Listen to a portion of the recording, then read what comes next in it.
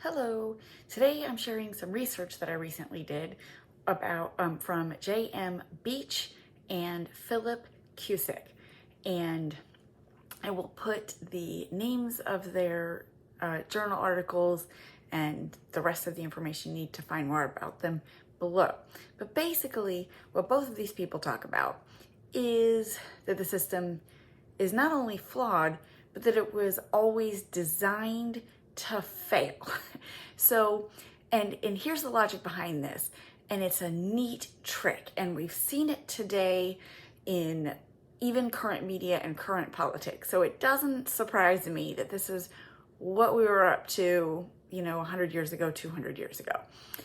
Okay, so if we have a meritocracy where the people who deserve, where everybody can just get to be where they deserve to be, right? Then everybody is where they deserve to be, which validates the people who are in power, right? Because if it's a meritocracy, then we can say they're there because they deserve it, and that's where they deserve to be. And then if there are people who are not successful and don't have power, and we have a meritocracy, we can say, well, that's on you because you are where you deserve to be. You deserve to be there. It's a meritocracy, so you basically get to choose where you want to be by the amount of work you put in. So, oh well, you have no power, I have all the power. That's just the way it's meant to be.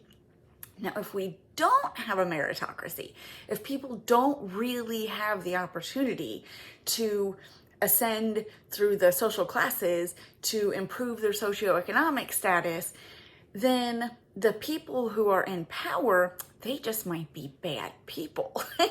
And nobody wants to be a bad person. And then the people who don't have power, well, they might be oppressed. They might be being oppressed by the people with the power.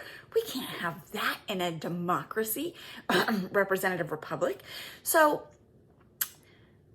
this is why it is so important that we tout the ideal of a meritocracy. And the public education system and the common school system were supposed to be the answers to this. They were supposed to be free public access to education that was equal for all. So everybody has the same opportunities.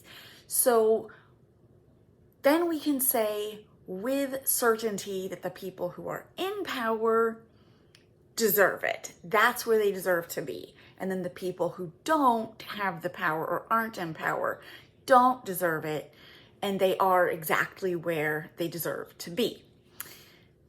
Now, this is great. This is a great ideal.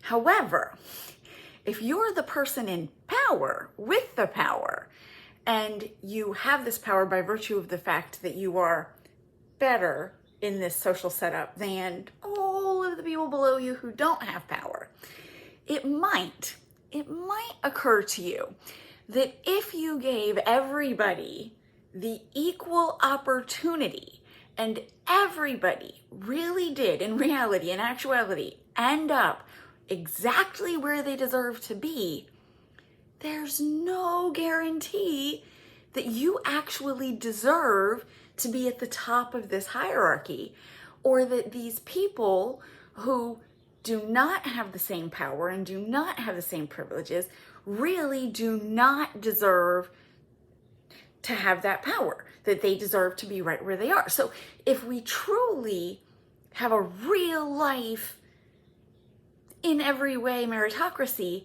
then that means that it's possible and even probable that the power structure can shift, maybe even somewhat fluidly, right? Because at any given time, people can earn more political power, more social power, greater socioeconomic status, and at any time, people could earn less power, less socioeconomic status, a lower social standing.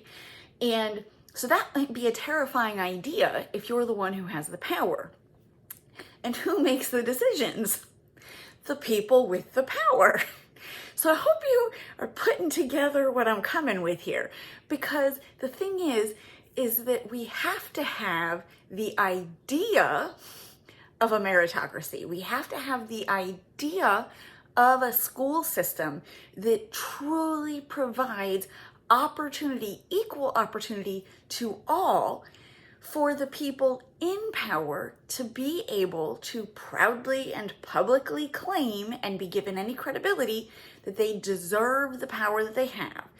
And that people who complain that they don't have enough power, don't have a high enough socioeconomic, that we can blame them for that and hold them accountable for that because we have given them equal opportunity. So this idea has to exist along with the idea of democracy, right? So we have to convince people that this is what they're participating in for them to be willing to accept this kind of power structure.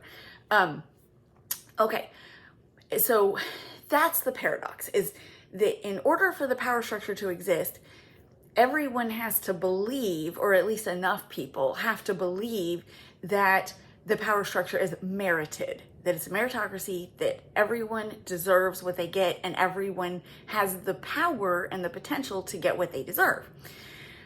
But in order to maintain the power structure, we can't have that actually be true.